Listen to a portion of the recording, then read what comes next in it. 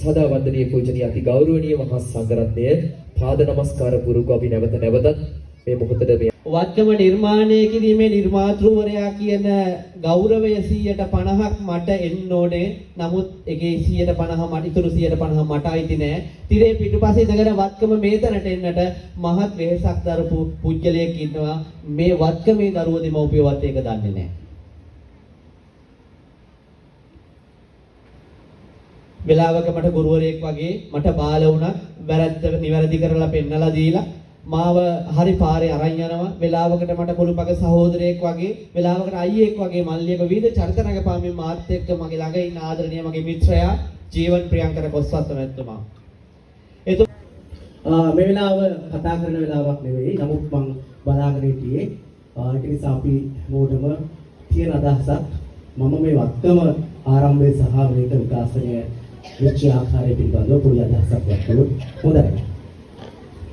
එක්තරා දවසක මගේ මේ මිත්‍රයා ප්‍රභාත් අසක දිසානායක මේ වත්කම සංවිධානයේ සභාපතිතුමා ඔහු තමයි මේ පුරෝගාමී චරිතය මේක නිර්මාණය කරේ. දුරකථනයේ මොන දවසක් කතා කරලා කිව්වා මට මේව අදහසක් තියෙනවා අපි දැනට නැටුම් පන්තියක් කරගෙන යනවා. මේ නැටුම් පන්තිය ඉස්සරහට අරගෙන යන්නේ කොහොමද කියලා පොඩි අදහසක් ඇහුවා. මම මේ අවස්ථාවේදී ඔහුට කිව්වේ ඒ ඔයා හොඳ වැඩක් කරන්නේ මනුෂ්‍යත්වයෙන්. හැබැයි මේක මනුෂ්‍යත්වයෙන් කරාට ඒකේ දැක්ම මොකද්ද? මේක මෙතනින් එහාට යන්නේ කොහොමද කියන කාරණේ උත් එක්ක මම මේ මොහොතේදී කතා කරා. ඒ වෙලාවේ උන් කිව්වේ ඇත්තටම මට මේක හොඳට කරන්න ඕන. වැඩක් එහෙම හොඳට කරන්න නම් අදහසක් තියෙන්න ඕන මිනිස්සෙකුට. ඒක මනුෂ්‍යත්වය කියන්නේ මැස්මට් නෑ. එහෙම ඉතින් මයින්ඩ් එකේ මනුෂ්‍යත්වය කියන කාරණේ ඊට වඩා අපි යෝජනාවක් විදිහට මමත් කරා. ඒ වෙලාවේ හිටපු විශ්වවිද්‍යාල කතිකාචාර්යෝ කීප දෙනෙකුත් ඔහුට කිව්වේ මේක අධ්‍යාපනික සංස්කෘතික වැඩක් විදිහට කරමු කියන කාරණය. ඒක නිසා ඔහු ඇතුළු පිරිස දෙවැන්ත ගමනක් මේ වෙද්දී ඇවිල්ලා තියෙනවා. ඒකට සාක්ෂිය මේ වේදිකාවේ තිබුණු නැටුම් ටික ඔයගොල්ලෝ බලන්න. දැන් ඇත්තටම මිනිස්සුන්ට දෙයක් කරන්න ආසාවක් තියෙනවා නම් වෙනසක් කරන්න හැඟීමක් තියෙනවා නම් මේ වේදිකාවේ පටන් ගන්න දරුවෙක් ජාත්‍යන්තරයට යන්න පුළුවන් අවස්ථාවක එහෙම හොඳ ලෝකයක තමයි අපි මේ වෙලාවේ ජීවත් වෙන්නේ. ඒක අපිට කවුරුත් නැහැ කියන්න බෑ. මම ඒක කොහොමද වෙන්නේ කියන එකත් කියන්න.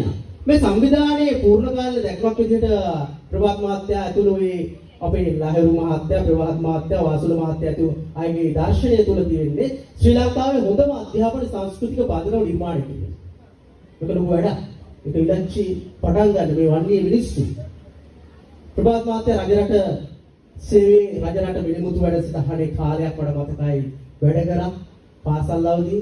ඊට පස්සේ මේක ඔහු හිමීට ඔහුගේ දක්ෂතාවයන් දියුණු කරගත්තා. ඔහු ව්‍යාපාරික ශාස්ත්‍රයේ ඩිප්ලෝමා වගේම මම හිතන්නේ උපාධි දක්වාම ඔහු අධ්‍යාපනය හදාරුවා. ඉතින් එහෙම කළා. විවිධ ශාස්ත්‍ර වලට ඔහු යද්දී අලුත් දෙයක් මේ තැන අද දරුවන් වෙනුවෙන් විලක්ෂී දරුවන් වෙනුවෙන් කරන්න උත්සාහ කරනවා. ඒකයි අපි හවුදුරුවෝ ඇත්තට මේක වැදගත්කම. ස්වේච්ඡා සංවිධාන හදාගෙන වැඩ කරන එක ඒ තරම් ලේසි නෑ. හැබැයි මොහු මේ වැඩේ කරන්න උත්සාහ දරනවා. බොහොම ස්තුතියි. අපි මනුෂ්‍ය විදියට උන්ට ස්තුතිය බුද කරන්න ඕන. ඇත්තටම ඒ වගේම තව මේකේ වැදගත් කාරණයක් මට කතා කරන්නට හිතෙනවා.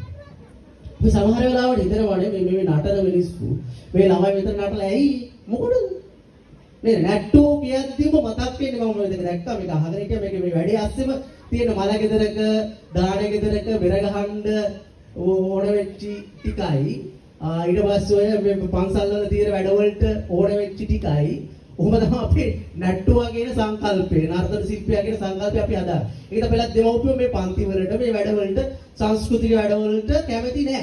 ඒ තරම්. ඉතින් අපි සාම්ප්‍රදායක් එක්ක යන මිනිස්සු. හැබැයි මේ වෙලාවේදී මේ බලන දරුවෙක්ගේ නර්තනය YouTube එකේ මිලියන ගණන් බලන්නට සූදානම් මිනිස්සු පිරිස ලෝක වාරේ වටේ ඉන්නවා. මේ දක්ෂතාවය බ්‍රෑන්ඩින් කරනවා නම් වෙන තැනකට වෙන පරාසයකට යවා ගන්න පුළුවන් කියන කාරණය අපි හැමෝම දන්නවා. නමුත් හොඳට මතක තියාගන්න මේ මෙතන නටපු දරුවා හෙට දවසේ ජාත්‍යන්තරේ ජය ගන්න මේ 20ක් හිටියනේ දරුවෝ සමහරට එකෙක් ජය ගයි ඒ ඔබේ මගේ දරුවෝ ඒකින්ද අපි ඇත්තටම මේ දරුවන්ට මේ වැඩේට උදව් කර යුතුයි කියන කාරණය මට හිතෙනවා. දැන් ඔය නිතරම දැන් අපි මේ වෙලාවේ ගුවන් යානයක් මේ ළඟදී කඩාවැටි චින්නමඩ මේ කතාව මතක් වුණේ. ඔය ගුවන් යානය හැදුවේ රයිට් සහෝදරයෝ කියලා අයනේ. Right brothers ලානේ. හැබැයි දැන් ඒ කාලේ විදිහට ගුවන් යානය හදද්දි මිනිස්සු ඉතින් උට ගුවන් දෙන්දරාට සහෝදරයෝ දෙන්නට ගුවන් යානය හදන්න බෑ. මොකද වින්කල් බාස්ලා දෙන්නෙත් තමයි උන් දෙන්න. ඒක ගුවන් යානය හදන්න බෑ. අනිත් ඒ කාලේ මහාචාර්යවරු පරීක්ෂණ කරමින් හිටියා ගුවන් යානයක් හදන්න. එතකොට මේ වින්කල් බාස්ලාට කොහොමද ගුවන් යානයක් හදන්න බෑ. හැබැයි ඉතින් දෙයනේ කියලා අවසානයේ කුරුල්ලෝට විතරක් නෙවෙයි මිනිස්සු කුඩ යන්න පුළුවන් chance එක හදලා දුන්නේ රයිට් සහෝදරයෝ. කවුරුත් ඒ කාලේ එහෙම කරා කියලා හිතුවේ නෑ. ඔයගොල්ලෝ හිතන්න මේ ලෝකේ ගොඩක් ඔය විෂයන් ආශ්‍රිත සංකල්ප දියුණු කරපු දාර්ශනිකයෙක් තමයි සොක්‍රටිස්. සොක්‍රටිස් ග්‍රීසියේ හිටියේ.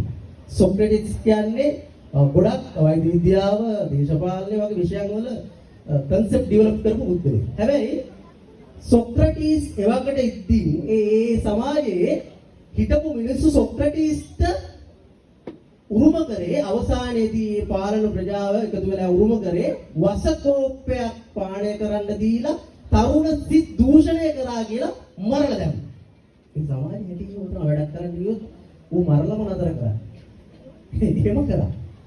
හැබැයි ඒ තැනට නරක වෙච්ච සංස්කෘතියකුත් මේ වෙලාවේ තියෙනවා. කොහොම වුණත් මම කියන්නේ මේ පියාඹන දරුවන්ට අපි උදව් කළ යුතුමයි. ඒක ඔබට කළ හැකියි.